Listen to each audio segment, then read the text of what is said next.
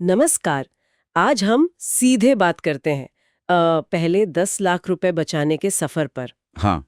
ये सिर्फ पैसों का हिसाब नहीं है ना। हाँ। ये तो मानसिकता, आजादी और हाँ, नए दरवाजे खोलने की कहानी है। बिल्कुल। हमारे पास जो सामग्री है, बचत के 10 लाख रुपए, धन और आजादी का मार्ग, उसके कुछ जरूरी पॉइंट्स पर हम गौर करेंगे। जी। और मकसद ये समझना है कि आखिर ये जो पहला माइलस्टोन है, ये इतना अहम क्यों है।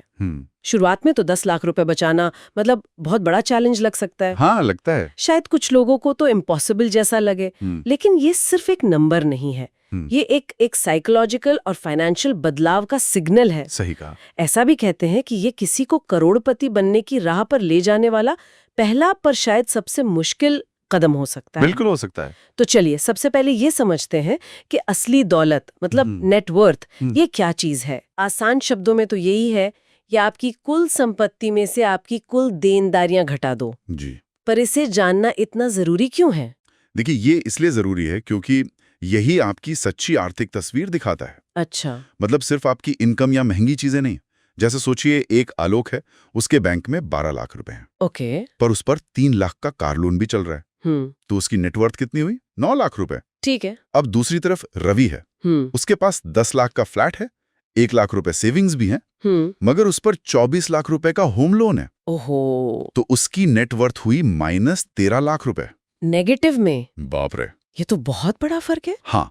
तो ये उदाहरण साफ दिखाता है कि जो बाहर से दिखता है, बड़ी गाड़ी, फ्लैट, और जो अंदर की हकीकत है, मतलब ईएमआई का बोझ, उसमें कितना फर्क हो सकता है। सही बात है। नेटवर्थ हमें इस भ्रम से निकालकर असलियत दिखाता है। ये अंतर तो वाकई सोचने पर मजबूर करता है। और ये सिर्फ हिसाब की बात नहीं है जैसा आपने कहा। नहीं, बिल्कुल नहीं। स्रोत में भी ये बात है कि 10 लाख रुपए का आंकड़ा पार करना एक बड़ा साइकोलॉजिकल पड़ाव है। हाँ, मनोवैज्ञानिक। सुना है 1 लाख रुपए बचाने पर थोड़ा कॉन्फिडेंस आता है, पर 10 लाख पहुंचने पर ऐसा लगता है कि आप देश के शायद 95% बचतकर्ताओं से आगे निकल गए हैं। बिल्कुल। ये एहसास ही बहुत अलग होता है। ये सोच ही बदल देती होगी। हाँ, और ये मानसिक बदलाव बहुत गहरा है। आप खुद को मतलब पहले आप शायद सोचते हो कि मैं पैसों के लिए संघर्ष कर रहा हूँ। हाँ। पर अब आप खुद को एक इन्वेस्टर की तरह या कैपिटल मैनेज करने वाले की तरह देखने लगते हैं। अच्छा। फिर अचानक बजट बनाना, खर्चों पर नजर रखना, बचत करना, ये सब बोझ नहीं लगता। दिलचस्प हो जाता है। हाँ, एक गेम जैसा बन जाता है जिसमें आप जीत रहे हैं। और इससे जो आत्मविश्वास बढ़ता है, वो आपको जिंदगी में थोड़े बड़े, सोचे समझे रिस्क लेने की हिम्मत देता है। और सबसे बड़ी बात, एक बार ये 10 लाख रुपए वाला पड़ाव पार हो गया ना, हाँ, तो मन में ये यकीन बैठ जाता है कि अरे अगर ये हो सकता है तो फिर मेहनत और समय लगाकर 50 लाख रुपए या 1 करोड़ रुपए, वो भी मुमकिन है। एक रास्ता दिखने लगता है। बिल्कुल, रास्ता साफ हो जाता है। और जब इतनी पूंजी हाथ में आ जाती है तो जाहिर है बड़े मौकों के दरवाजे भी खुलते होंगे। यकीनन। 10 लाख रुपए सिर्फ बैंक में रखने के लिए नहीं है, ये तो अपने आप में एक पावरफुल टूल बन जाता है। सही कहा। सामग्री में एक कहानी थी। हाँ। आकाश और विनोद की। दोनों फ्रीलांस फोटोग्राफी करना चाहते थे। याद है। विनोद के पास मुश्किल से 10,000 रुपए थे, तो उसने एक साधारण सा पुराना कैमरा लिया।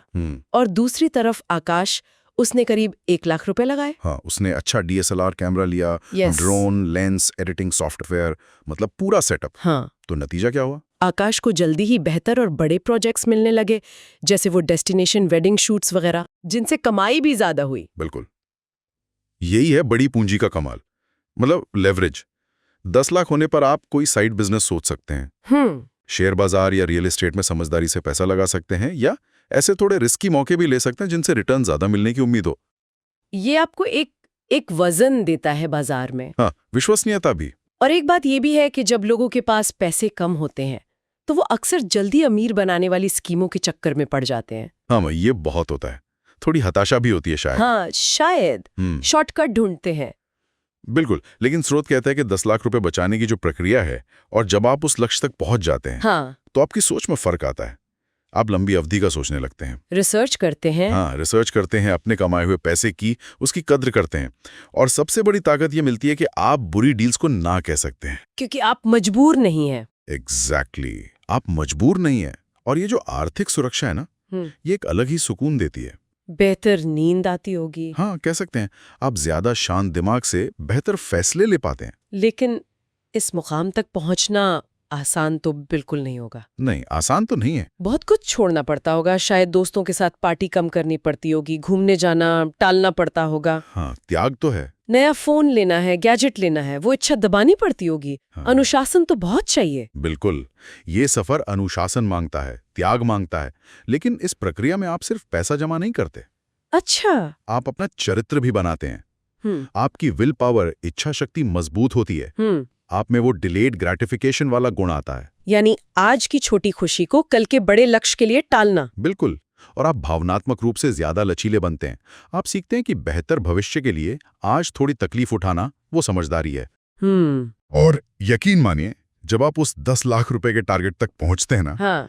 तो वो जो उपलब्धि का एहसास होता है, वो किसी महंगे फोन या शानदार छुट्टी की खुशी से कहीं ज्यादा गहरा और टिकाऊ होता है। आपको लगता है कि हाँ, मेरा अपने भविष्य पर कुछ कंट्रोल है। एग्जैक्टली, वो कंट्रोल वाली फीलिंग आती है। तो अगर हम इसे समेटें तो पहला 10 लाख सिर्फ बैंक बैलेंस नहीं है। नहीं। ये आपकी बदली हुई सोच है। ये आपको एक मोमेंटम, एक रफ्तार देता है। हाँ, गति। और ये आपकी फाइनेंशियल समझदारी और अनुशासन में एक तरह की मास्टरी हासिल करने जैसा है। बिल्कुल, महारत। ये आर्थिक आजादी की तरफ एक बहुत बहुत मजबूत कदम है। आपने बिल्कुल सही निचोड़ निकाला है। पहला 10 लाख रुपए बचाना, ये वाकई एक बड़ी जीत है, इसमें कोई शक नहीं। पर असली जादू तो तब शुरू होता है जब ये पैसा, आपकी ये पूंजी, ये आपके लिए काम करना शुरू करती है। कंपाउंडिंग वाला जादू। हाँ, वही। तो यहाँ एक सोचने वाली बात छोड़ जाते हैं सबके लिए। बताइए कि अगर इस 10 लाख रुपए को समझदारी से इन्वेस्ट किया जाए, तो क्या ये मुमकिन नहीं कि अगला 10 लाख रुपए जमा करने में आपको शायद इसका आधा वक्त ही लगे? ये तो सोचने वाली बात है। ये है कंपाउंडिंग और सही निवेश की ताकत। इस पर विचार जरूर करना चाहिए।